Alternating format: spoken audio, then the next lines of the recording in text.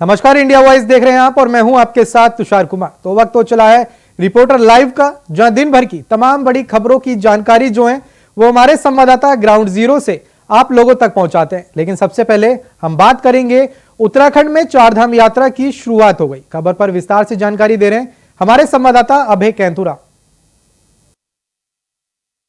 उत्तराखंड की सुप्रसिद्ध चारधाम यात्रा की शुरुआत हो चुकी है।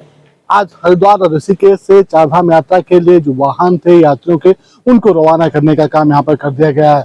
ये समझा जा सकता है कि सभी वाहन अब शुरू हो चुके हैं और कल धामों के कपाट खुलने के साथ जो चारधाम यात्रा की जो शुरुआत है वो विधि रूप से यहाँ पर हो जाएगी। कल कपाट खुलने की प्रक्रिया के साथ ये कह सकते हैं कि वैदिक मंत्रोच्चार के साथ कपाट खोले जाएंगे। उस समय वीआईपी भी वहाँ पर मौजूद रहेंगे। उम्मीद ये है कि मुख्यमंत्री पुष्कर सिंह धामी कपाट खुलने के समय बाबा केदारनाथ धाम में वहाँ पर मौजूद रहेंगे।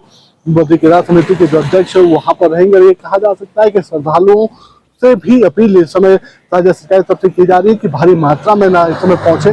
जिन लोगों का रजिस्ट्रेशन हो चुका है सिर्फ वही लोग आए और वहां पर आराम से उनके सुगमता से उनके लिए बेहतर व्यवस्था यात्रा की वहां पर रखी गई ताकि उनकी यात्रा भी सफल हो सके और बाबा के दर्शन भी आराम से कर सके। इसके अलावा धामों में भी, अन्य धामों में भी इसी प्रकार की व्यवस्था यहाँ पर की गई है। साथ ही बद्रीनाथ धाम में भी टोकन की व्यवस्था की गई है ताकि हर श्रद्धालु आराम से दर्शन वहां पर कर सके। उत्तराखंड सरकार की तरफ से कोशिश ये की जा रही है कि चारधाम यात्रा पर आने वाले श्रद्धालु की मनोकामनाएं पूर्ण हो सके और उसकी यात्रा सरल और सरल भी हो सके। लखनऊ में मायावती के फैसले के बाद आकाश आनंद का पहला रिएक्शन आया। खबर पर विस्तार से जानकारी दे रहे हैं हमारे संवाददाता आसिफ बेग। बसपा से उत्तराधिकार और नेशनल कोऑर्डिनेटर पद छीनने के बाद आकाश आनंद का पहला रिएक्शन सामने आया है। आकाश आनंद ने एक्स पर पोस्ट डाल बसपा सुप्रीमो मायावती के फैसले को सही करार दिया है और उन्हें एक देवी के रूप में बताने की कोशिश भी की है।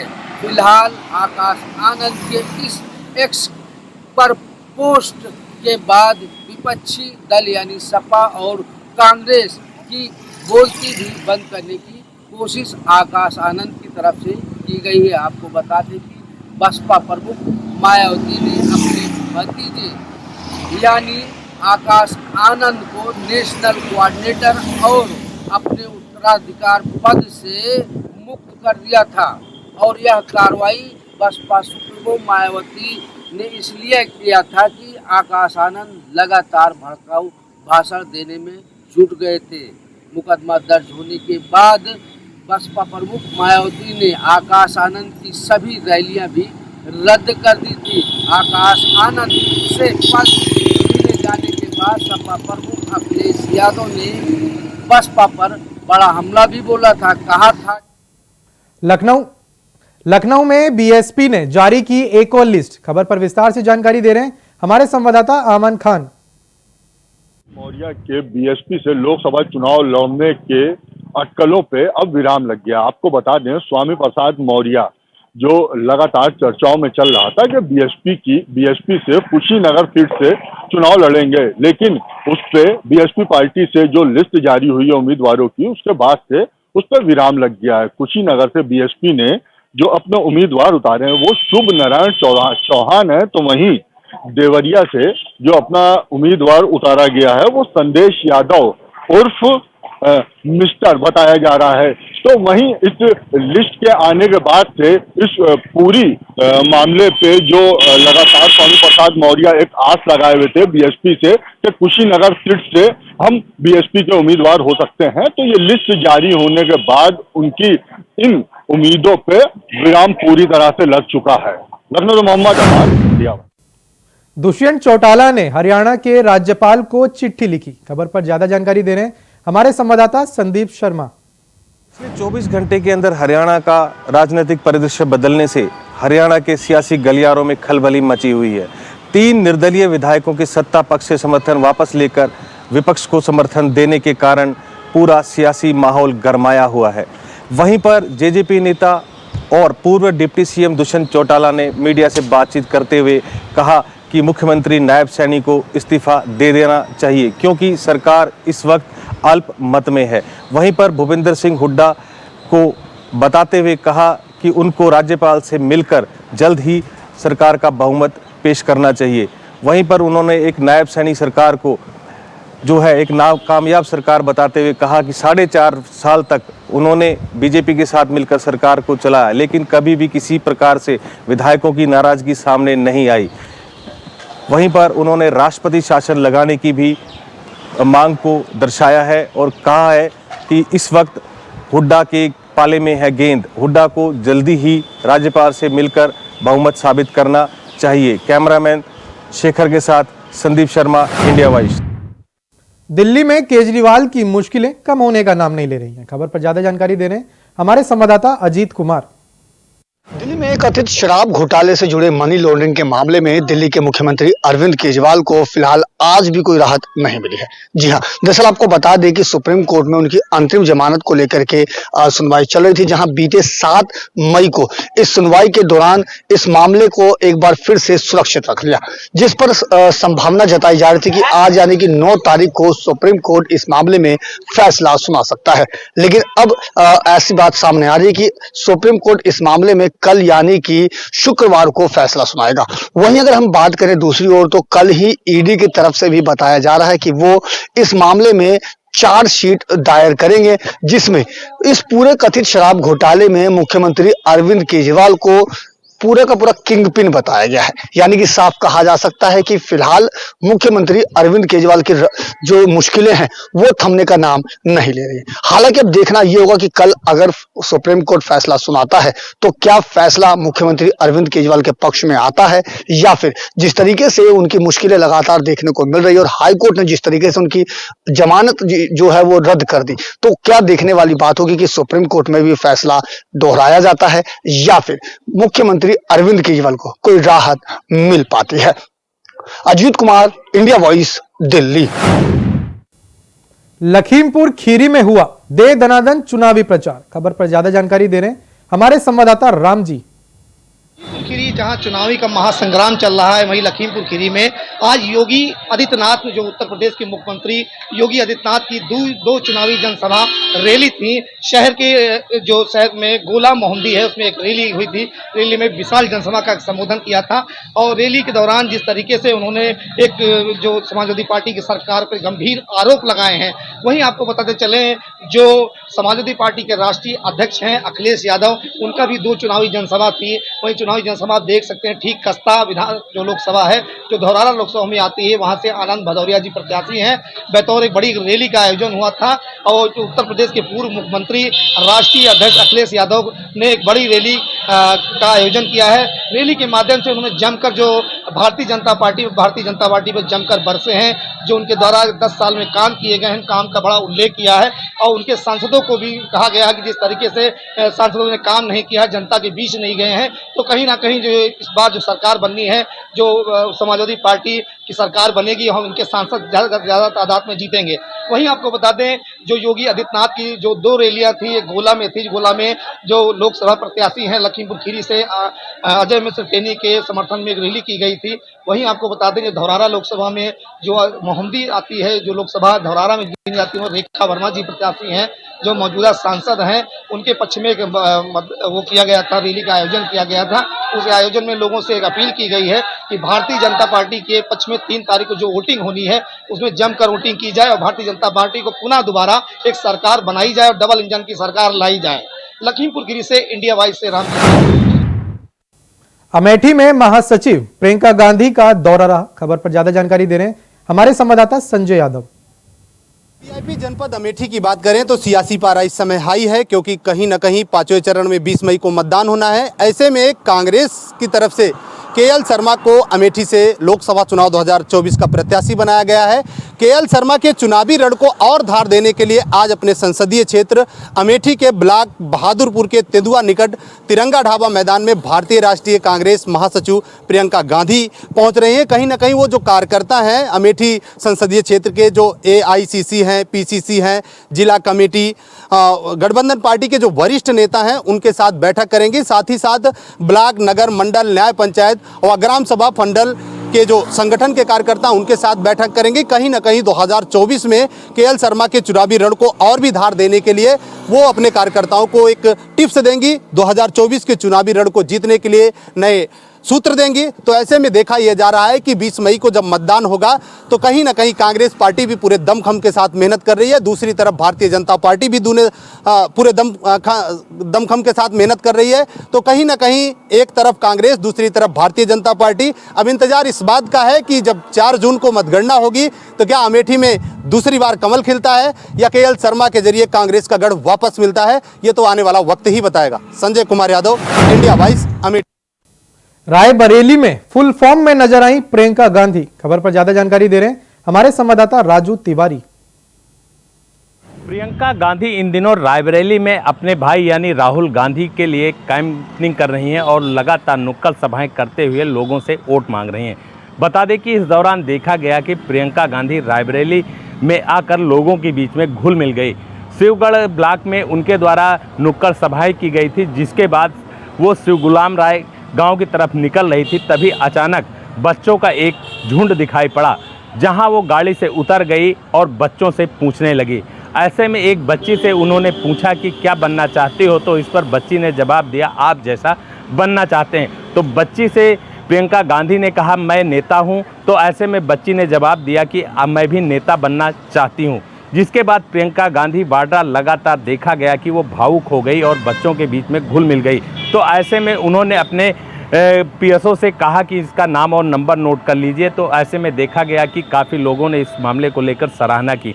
जैसे ही प्रियंका गांधी और आगे की तरफ बढ़ी तो उनको एक बूढ़ी माँ दिखाई पड़ी, जिसको देखकर वो रुक पड़ी और रुकने के बाद उनसे हालचाल पूछने लगी। तो बूढ़ी माँ ने पुलिस के द्वारा किए गए अन्याय के खिलाफ उनको बताया, जिसके बाद प्रियंका गांधी ने उनको न्याय दिलाने की बात कही और अपने पीएसओ से कहकर उनका नाम और नंबर नोट किया। तो ऐसे में साफ तौर से रायबरेली की तस्वीरें बयां कर रही हैं कि जो कांग्रेस की पारंपरिक सीट है और गांधी परिवार का गढ़ है, ऐसे में प्रियंका गांधी अपने लोगों के बीच में आकर पूरी तरह से लोगों के बीच में घुल मिल गई हैं और लोगों को न्याय दिलाने का भी भरोसा उनके द्वारा दिया जा रहा है। लगातार देखा जा रहा है कि रायबरेली की जनता को अपनी तरफ मोड़ने के लिए वो प्रयास कर रही हैं और राहुल गांधी के पक्ष में वोटिंग करने की अपील कर रही हैं। लेकिन आने वाली 20 मई को क्या परिणाम होता है, जनता किसको सेहरा पहनाएगी और किसको ताज पहनाएगी, ये तो आने वाला वक्त बताएगा। लेकिन साफ तौर पे जिस तरह से प्रियंका गांधी एक्शन मोड में दिख रही है और लगातार वो अपने कार्यकर्ताओं में उमंग भरते हुए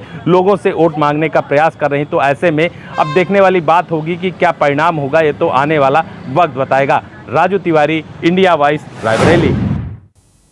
इटावा में सपा राष्ट्रीय महासचिव शिवपाल सिंह यादव का दौरा रहा। खबर पर ज्यादा जानकारी दे रही हैं हमारी संवाददाता वंदना यादव। प्रदेश में 3 चरण के लोकसभा चुनाव हो चुके हैं, तो वहीं चौथे चरण की तैयारियों में पूरा ही समाजवादी कुनबा जुटा हुआ है। आपको बता दें कि चौथे चरण का मतदान 13 मई को होने वाला है। ऐसे में चौथे चरण का मतदान जो है उसमें इटावा में भी मतदान होने वाला है। इटावा की अगर बात की जाए तो इटावा 98 से लेकर 2014 तक समाजवादियों के पास ही रहा, क्योंकि इटावा समाजवादी पार्टी का गढ़ कहा जाता है। लेकिन 2014 में मोदी लहर में ये जो समाजवादी पार्टी का किला था उसमें भारतीय जनता पार्टी ने सेंध लगाई और जीत दर्ज की। तब से लगातार भारतीय जनता पार्टी का यहाँ सांसद है। अब समाजवादी पार्टी की पूरी तैयारी इस समय है कि कैसे भी करके भारतीय जनता पार्टी की हैट्रिक को रोकना है। इसमें पूरे ही समाजवादी पार्टी के नेता और कार्यकर्ता जुटे हुए हैं कि कैसे भी करके वापस से समाजवादी पार्टी की ये जो सीट है, ये जो गढ़ है, उसे बचाना है। ऐसे में आज जनपद इटावा में 3 जनसभाएं सपा प्रमुख महासचिव शिवपाल सिंह यादव की आयोजित की गई थी, जहां बड़पुरा की सभा में शिवपाल सिंह यादव ने जनसभा को संबोधित किया और भारतीय जनता पार्टी पर करारा हमला बोलते हुए कहा कि इन लोगों से बचना है, यह गुंडों की पार्टी है, ये मुकदमे करा देगी और मतदान के दिन आपको कैसे भी करके शांतिपूर्वक मतदान करना है और वोट शांतिपूर्वक डलवाने हैं और इन लोगों को गालियां नहीं देनी है। अगर ये लोग आपको गाली देते भी हैं तो इनकी गालियां चुपचाप सह लेनी है और मतदान शांतिपूर्ण तरीके से कराना है। अगर आप गालियों का जवाब गालियों से देंगे या कुछ भी कहेंगे तो ये लोग आप पर मुकदमा दर्ज कराएंगे। वहीं शिवपाल सिंह यादव ने जनता से अपील करते हुए यहाँ के जो प्रत्याशी हैं जितेंद्र दौरे, उनके समर्थन में ज्यादा से ज्यादा वोट करने की अपील की। इटावा से इंडिया वॉइस के लिए वंदना यादव। लखनऊ में सपा प्रमुख अखिलेश यादव ने कोरोना वैक्सीन पर उठाए सवाल। खबर पर ज्यादा जानकारी दे रहे हैं हमारे संवाददाता आसिफ बैग। अखिलेश यादव बीजेपी पर निशाना साधने के लिए कोई मौका गंवाना नहीं चाहते हैं। सपा प्रमुख अखिलेश यादव ने कोरोना वैक्सीन को लेकर बीजेपी पर बड़ा हमला बोला है और आरोप लगाया है कि करोड़ों रुपए कमाने के चक्कर में करोड़ों की जान सांसत में डाल दी है।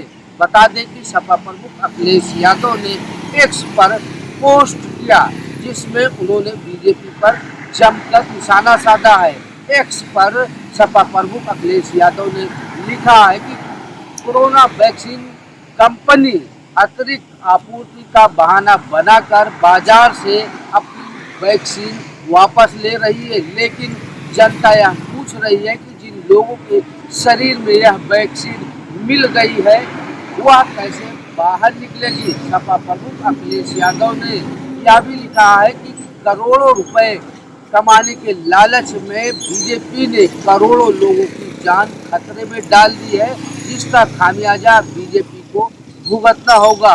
फिलहाल जिस तरह से सपा प्रमुख अखिलेश यादव ने कोरोना वैक्सीन को लेकर बीजेपी पर बड़ा हमला बोला है, ऐसे में लोकसभा चुनाव के दौरान समाजवादी पार्टी को इसका क्या फायदा होता है, क्या नुकसान होता है, यह आने वाला समय बताएगा। लेकिन सपा प्रमुख अखिलेश यादव ने वैक्सीन को एक तरह से जहर करार दिया है और यह बताने की कोशिश की है कि इससे लोगों की जान को खतरा है। कैमरा पर्सन रमाशंकर यादव के साथ आशीष इंडिया वॉइस।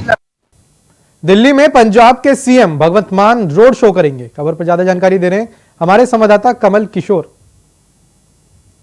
पंजाब के मुख्यमंत्री भगवंत मान दिल्ली में आम आदमी पार्टी के लिए प्रचार करते नजर आएंगे। वहीं ईस्ट दिल्ली और साउथ दिल्ली से 11 मई को रोड शो करेंगे, जिसकी लिए तैयारियां जोरों पर चल रही है। इससे पहले चुनाव प्रचार को नई धार मिलेगी। इससे पहले दिल्ली के मुख्यमंत्री अरविंद केजरीवाल की धर्मपत्नी सुनीता केजरीवाल दिल्ली में रोड शो कर चुकी है। दिल्ली सीएम के जेल जाने के बाद सुनीता केजरीवाल भी राजनीति में लगातार कदम आगे बढ़ते नजर आ रहे हैं। आम आदमी पार्टी की दिल्ली में इस बार कांग्रेस के साथ गठबंधन में चुनाव लड़ रही है, जिसके तहत आप ने 4 और कांग्रेस ने 3 सीटों पर अपने प्रत्याशी चुनावी मैदान में उतारे हैं। आपको बता दें कि दिल्ली की सभी 7 सीटों पर छठे चरण में 25 मई को मतदान होगा, जबकि नतीजे 4 जून को आएंगे। वीडियो जर्नलिस्ट के साथ मैं कमल किशोर, इंडिया वॉइस, दिल्ली। छत्तीसगढ़ में महादेव सट्टा ऐप मामले में ईओडब्ल्यू का एक्शन लगातार जारी है। खबर पर ज्यादा जानकारी दे रहे हैं हमारे संवाददाता मनोज शुक्ला। और ईओडब्ल्यू की एंट्री अब छत्तीसगढ़ के महादेव सट्टा घोटाले में हो चुकी है।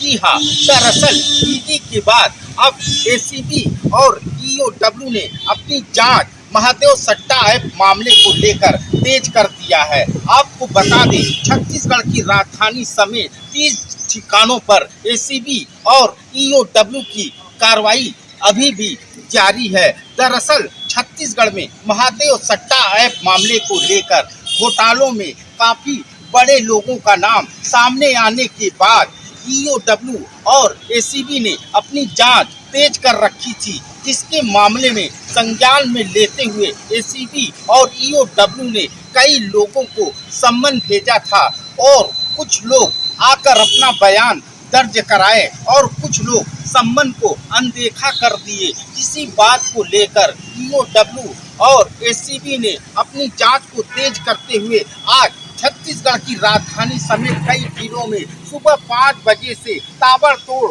छापेमारी कर रही है। जी हाँ, आपको एक महत्वपूर्ण बात ये भी बता दें कि छत्तीसगढ़ ही नहीं पूरे देश में महादेव सट्टा ऐप मामले को लेकर बड़े खुलासे लगभग होते जा रहे हैं, जिसमें बड़ी मछलियों के नाम सामने आते जा रहे हैं। इसी सब बात को लेकर एसीबी और ईओडब्ल्यू ने अपनी जांच को तेज कर रखा है, जिसमें आज करीब 30 ठिकानों पर कई पुलिस विभाग के आला अधिकारी भी शामिल है और इसमें कई नामी ज्वेलर्स के यहाँ ठिकानों पर छापेमारी की कार्रवाई अभी भी जारी है। Manoj Shukla, India voice news.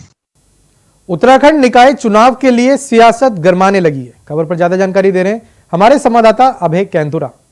निकाय चुनाव के लिए भाजपा और कांग्रेस भले ही अपनी कमर कस चुके हों, लेकिन जिस प्रकार से निकाय चुनाव को लेकर सियासत हो रही है, ऐसे में एक बार फिर अंदेशा ये जताया जा रहा है कि निकाय चुनाव में देरी हो सकती है। लेकिन जो सियासी दल है वो अपनी तैयारियां पूरी करते हुए नजर आ रहे हैं।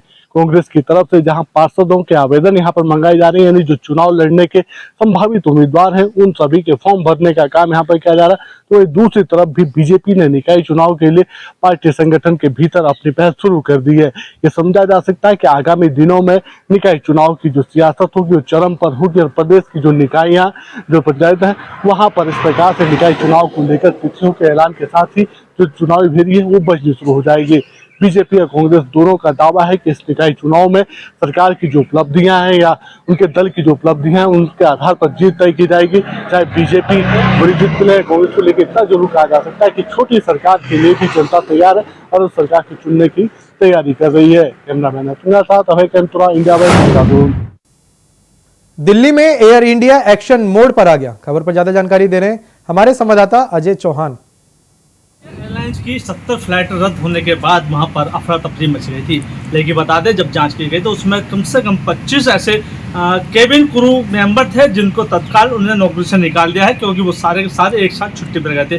बता दें कि जिस तरह से इंडिया एयरलाइंस के कर्मचारियों ने उनके अधिकारियों ने एक्शन लिया है और अभी और ऐसे क्रू मेंबर ग्रुप के लोग हैं जो उनको और छुट्टी भी से निकालने की बात कही जा रही है, यानी कहीं ना कहीं अब और भी लोग सस्पेंड होंगे। ऐसे में देखना जा रहा है कि हजारों यात्रियों को समस्या को सामना करना पड़ रहा था, क्योंकि जिनको डोमेस्टिक और इंटरनेशनल जाना था वो सारी फ्लाइटें रद्द कर दी गई थी। ऐसे में सवाल खड़ा होता आखिरकार के केबिन क्रू मेंबर क्यों छुट्टी की और किस कारण की, इसकी अभी जांच चल रही है। लेकिन कुछ दोषियों को वहां से नौकरी से सस्पेंड कर दिया गया और बाकी अभी जो बचे हैं उन पर भी जांच हो रही है। कारण क्या था, क्यों निकाला गया और क्यों उन्होंने छुट्टी की, कभी देर साफ स्पष्ट नहीं हो पा रहा है। आज से फिर दोबारा से कुछ जो क्रू मेंबर थे उनको सस्पेंड किया गया है, जिसमें 25 लोग बताए जा रहे हैं, बाकी अभी और हैं जिनको और भी किया जाएगा। लेकिन उनके कारण आज भी कई फ्लाइट रद्द की गई थी हो गई है, जिसके कारण कई यात्रियों को समस्या को सामना करना पड़ रहा था। दिल्ली से अजय चौहान। उत्तराखंड में एक भी घटना वन्यगीन की दर्ज नहीं हुई। खबर पर ज्यादा जानकारी दे रहे हैं हमारे संवाददाता तुषार गुप्ता। उत्तराखंड में वन अग्नि की जो समस्या है उससे कहीं ना कहीं जो निजात है वो पाया गया है। 24 घंटे में एक भी घटना अभी फिलहाल रिकॉर्ड नहीं हुई है, जिससे कहीं ना कहीं जो प्रशासन के अधिकारी हैं और साथ साथ जो आम जनमानस है उनको एक राहत की सांस मिली है। कहीं ना कहीं जिस तरह से 1300 से अधिक से जो हेक्टेयर जंगल अब तक राख हो चुके हैं, साथ साथ 1000 से अधिक जो घटनाएं हैं सामने आ चुकी है, 5 लोगों की मृत्यु हो चुकी है और कई लोग घायल हो चुके हैं।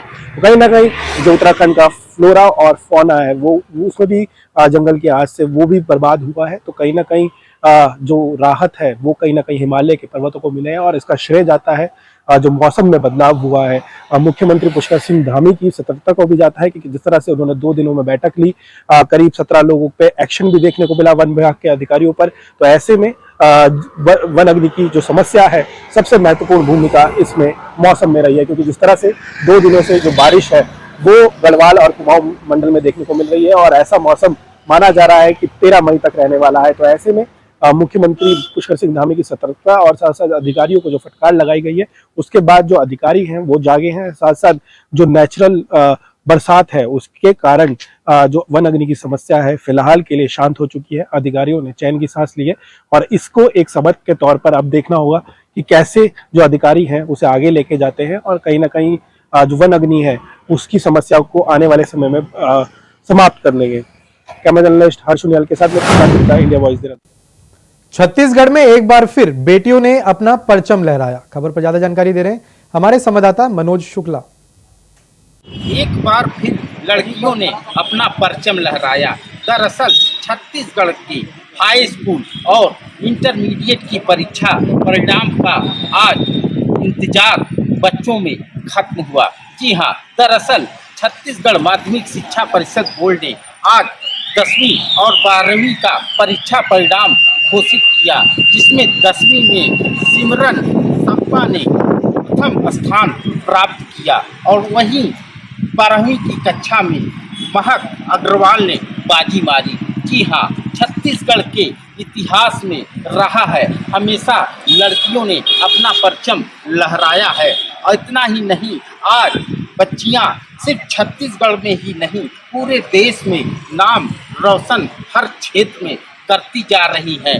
जी हाँ, इसी सब को लेकर आज छत्तीसगढ़ माध्यमिक शिक्षा परिषद बोर्ड ने 10वीं और 12वीं का परीक्षा परिणाम घोषित किया। लगभग 6 लाख से अधिक विद्यार्थी परीक्षा में सम्मिलित हुए थे उनके उपचार की मथुरा में फूड पॉइजनिंग के शिकार हुए दर्जनों श्रद्धालु। खबर पर ज्यादा जानकारी दे रहे हैं हमारे संवाददाता मोहम्मद फारूक। सीकरी से आए श्रद्धालुओं को मथुरा में फूड पॉइजनिंग की शिकार हो गए और 1 सैकड़ा से अधिक राजस्थान के सीकरी से श्रद्धालु आए थे जो बिरला मंदिर धर्मशाला में रुके हुए थे और वहीं पे एक होटल पे उन लोगों ने खाना खाया था जिसमें 14 लोग बीमार हो गए। वॉमिटिंग और लूज मोशन की उनको शिकायत हो गई। तभी लोगों ने उनको वृंदावन के 100 शैय्या अस्पताल में भर्ती कराया और जिसमें 13 महिलाएं और 1 पुरुष को फूड पॉइजनिंग हुई, लेकिन अब वो सभी स्वस्थ होकर घर चले गए हैं। डीएम शैलेंद्र कुमार सिंह ने खाद्य विभाग को की टीमों को लगाया और चेकिंग करने के लिए आदेश दिए। उन्होंने कहा कि सभी होटल, रेस्टोरेंट्स और दुकानों पर खाद्य पदार्थों की चेकिंग करें क्योंकि गर्मी का समय है। गर्मी में ज़्यादातर चीज़ें डेयरी से बने हुए पदार्थ खराब हो जाते हैं। उनका कहना है कि ऐसे लोगों के खिलाफ सख्त कार्रवाई की जाएगी। अगर इसकी दोबारा पुनरावृत्ति होती है तो जहां होगी उनके खिलाफ सख्त कार्रवाई अमल में लाई जाएगी। डीएम ने खाद्य पदार्थ को ऐसे सभी को फेंकवाने के लिए भी उन्होंने आदेश किया है। इंडिया वॉइस के लिए मैं मोहम्मद फारूक। लखनऊ में सनसनीखेज हत्याकांड का डीसीपी ने किया खुलासा। खबर पर ज्यादा जानकारी दे रहे हैं हमारे संवाददाता अमान। क्षेत्र में देर रात एक सनसनीखेज घटना को हत्यारोपियों ने अंजाम दिया। बताया जा रहा है प्रदीप रायदास की गर्दन कुल्हाड़ी से काट के उसे मौत के घाट उतार दिया है, जिसकी सूचना मलियाबाद पुलिस को मिलती है। मलियाबाद पुलिस चंद घंटों के वर्कआउट के बाद तीनों आरोपियों को गिरफ्तार कर लेती है और तीनों आरोपियों को गिरफ्तार करने के बाद उस पूरी घटना का खुलासा करती है। पुलिस द्वारा जो जानकारी दी जाती है उसमें बताया जाता है प्रदीप रायदास जो उनकी बीवी है, पत्नी है रेखा के जो प्रेम प्रसंग के चलते अपने प्रेमी के साथ मिलके अपने ही पति को मौत के घाट उतार दिया। इतना ही नहीं, प्रदीप रायदास की पत्नी रेखा ने पहले इस पूरे मामले को लेकर प्लानिंग बनाई, जिसमें बताया जा रहा है कि प्रदीप रायदास की पत्नी रेखा ने अपने राजू रायदास जो प्रेमी थे उनके साथ मिलके उनको नींद की गोलियां दी। नींद की गोलियां देने के बाद अपने प्रेमी के साथ मिलके उनके ऊपर जानलेवा हमला करती हैं और हमला करने के बाद उसको मौत के घाट उतार देती हैं। फिलहाल पूरे मामले का खुलासा पुलिस ने करने के बाद तीनों आरोपियों को गिरफ्तार कर लिया। गिरफ्तार करने के बाद तीनों आरोपियों को जेल भेज दिया गया। लखनऊ से मोहम्मद अमान। फिलहाल के लिए रिपोर्टर लाइव में इतना ही। देश और दुनिया की तमाम बड़ी खबरों को जानने के लिए बने रहें इंडिया वॉइस के साथ। नमस्कार।